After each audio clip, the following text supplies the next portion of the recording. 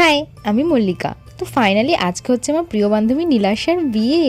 আর দেখো বিয়ের সাজকে কতটাই সুন্দর লাগছে না দেখতে।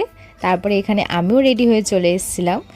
এর একটা গ্রুম ভিডিও আমি আর বানাতে পারিনি, কারণ প্রচুর ব্যস্ত ছিলাম বিয়ের কাজের জন্য। তারপরে এখানে একে একে ওর সাথে অনেক ফটোজ আর ভিডিওসও তুলছিলাম।